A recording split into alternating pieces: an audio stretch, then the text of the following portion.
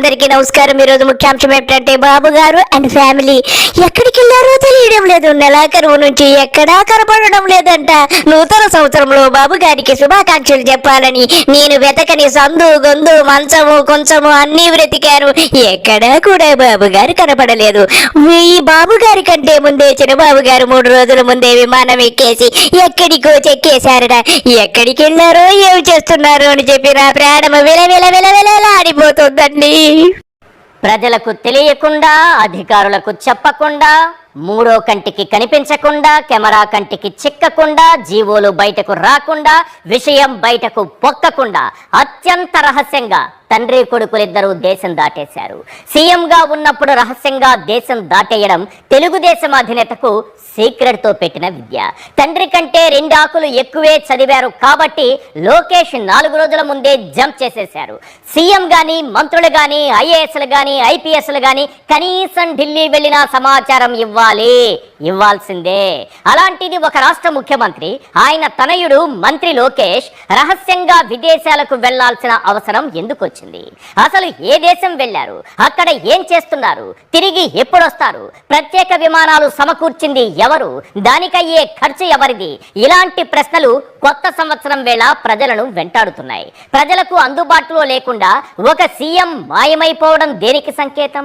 గతంలో జగన్మోహన్ రెడ్డి సీఎంగా ఉన్నప్పుడు అధికారిక హోదాలో సమాచారం ఇచ్చి మరి లండన్ కు వెళితే ఎన్ని మాటలన్నారు, ఎన్ని డిబేట్లు పెట్టారు, ఎన్ని బూతులతో రెచ్చిపోయారు, ఎన్ని ఆరోపణలు చేశారు, ఎన్ని అపవాదులు మోపారు. మరి ఇప్పుడు చంద్రబాబు నాయుడు గారు జీవోలను సైతం గోప్యంగా ఉంచి మూడో కంటికి కనపడకుండా దేశంలో ఏ దేశంలో ఉన్నారో సమాచారం ఇవ్వకుండా మాయమైపోతే గతంలో వాగిన నోళ్లే ఇప్పుడు మీకెందుకు చెప్పాలంటూ తిరగబడుతున్నాయి. సార్, చెప్పాల్సిందే, ఖచ్చితంగా చెప్పి తీరాల్సిందే. ఓటేసి గెలిపించిన ప్రజలకు సమాచారం ఇచ్చిన తర్వాతే దేశం దాటే హక్కు ముఖ్యమంత్రికైనా, మంత్రులకైనా, అధికారులకైనా ఉంటుంది. అంతా మా ఇష్టం, ఏ దేశానికైనా వెళతాం, అక్కడ ఏమైనా చక్కబెడతామంటే కుదరదు. ప్రజాస్వామ్యంలో పారదర్శకత, అకౌంటబిలిటీ ఉండాల్సిందే. ఆయన తలుచుకుంటే నా ప్రాణము విలవిలవిలలాడిపోతుంది. ఎక్కడున్నారు చంద్రబాబు గారు? ఎక్కడని వెతకమంటారు? నన్ను చెప్పండి సార్.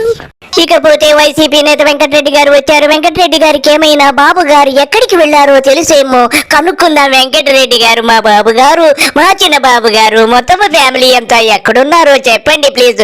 ఆయనకు నేను నూతన సంవత్సర శుభాకాంక్షలు చెప్పాలని ఎంతగానో ఎదురు చూస్తున్నాను.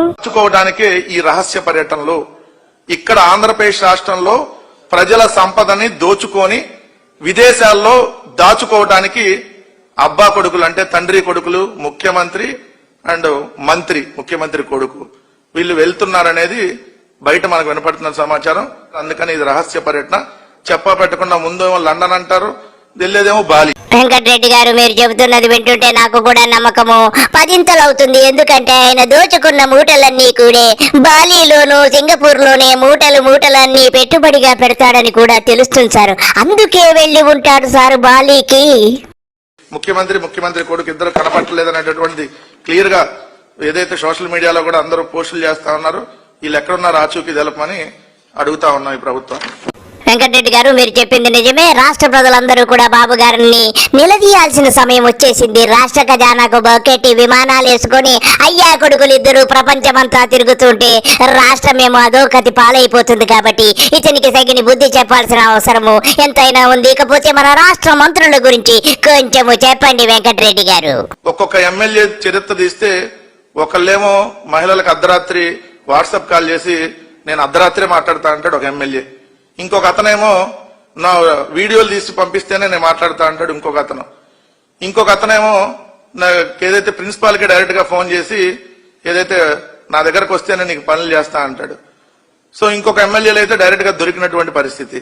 మొన్న జరిగినటువంటి సంఘటనకు సంబంధించి ప్రస్తుతం ఇప్పుడు ఆ కేసు శ్రీకాళహస్తి అంటే జనసేనకు సంబంధించినటువంటి ఇన్ఛార్జ్ గా ఉన్నటువంటి కోట వినోత దంపతులు అక్కడ వాళ్ళ దగ్గర డ్రైవర్ గా పనిచేస్తున్నటువంటి రాయుడిని చంపి చెన్నైలో రివర్ డెలివరీ చేశారు అనేది మనందరం చూసాం. ఈ సంఘటన 2025 జూలై 10వ తారీఖున జరిగినటువంటి సంఘటన. దీనికి సంబంధించి అక్కడ నదిలో డ్రైవర్ శవాన్ని పారేశారు వాళ్ళు తీసుకొని వెళ్లి చంపేసి అనే వచ్చినటువంటి వార్త. దాని తర్వాత రాయుడు, ఆ డ్రైవర్ రాయుడు ఎవరైతే ఉన్నారో ఆ రాయుడు సెల్ఫీ వీడియో ఒకటి బయటకు వచ్చింది. అతను చనిపోయిన తర్వాత వచ్చినటువంటి సెల్ఫీ వీడియో. అంటే అతను బతుకున్నప్పుడు రికార్డ్ చేసి చనిపోయిన తర్వాత ఆ వీడియో రిలీజ్ చేశారు. దాంట్లో క్లియర్ గా అతను చెప్పింది, బొజ్జల సుధీర్ రెడ్డి ఎవరైతే అక్కడ శ్రీకాళహస్తి తెలుగుదేశం పార్టీ ఎమ్మెల్యేగా ఉన్నాడో, ఆ శ్రీకాళహస్తి తెలుగుదేశం పార్టీ ఎమ్మెల్యే సుధీర్ రెడ్డి ప్రోద్బలంతో ఎన్ని చేశాను అని చెప్పి అతను చెప్పినటువంటిది. అవన్నీ కూడా వాళ్ళు రికార్డు పోలీసులకు సమర్పించారు ఈ కోట వినోద దంపతులు అని మనకున్నటువంటి సమాచారం. దాన్ని బట్టి ఇప్పుడు శ్రీకాళహస్తి తెలుగుదేశం పార్టీ ఎమ్మెల్యేగా ఉన్న బొజ్జల సుధీర్ రెడ్డికి ఏదైతే తమిళనాడు పోలీసులు సమన్లు జారీ చేశారు. జనసేన క్రియాశీల కార్యకర్తగా ఉన్నటువంటి డ్రైవర్ రాయుడు అతను పచ్చబొట్టు కూడా ఇచ్చుకున్నాడు. అంత వీరాభిమాని అతను పవన్ కళ్యాణ్కి. సో జనసేన పార్టీలో క్రియాశీలకంగా పనిచేస్తా ఉన్నాడు. సో అతను ఈ రోజు బలైపోయాడు వీళ్ళ వల్ల. కనీసం ఇప్పుడు కూడా పవన్ కళ్యాణ్ దీని మీద ఇప్పటి వరకు కూడా రియాక్ట్ కాల. వెంకటరెడ్డి గారు, ఆవు చేలో మేస్తే దూడ గట్టును ఎందుకు వేస్తుంది సార్? దూడలు కూడా బాగా చేలోనే మేసేస్తున్నాయి. మేసి మేసి మూటలు కట్టి టన్నుల మూటలు తీసుకెళ్లి విదేశాల్లో పెట్టుబడులు పెడుతున్నారు. వెంకటరెడ్డి గారు, ఇంతకంటే మనం ఏం చెప్పగలము? ఇక మన డొక్కలో సీఎం అదే కదండి. డిప్యూటీ చీఫ్ మినిస్టర్ గురించి ఎంత తక్కువ చెప్పుకుంటే అంత మంచిది. అతనికి ఒక పద్ధతి పాడు ఏమీ లేదు.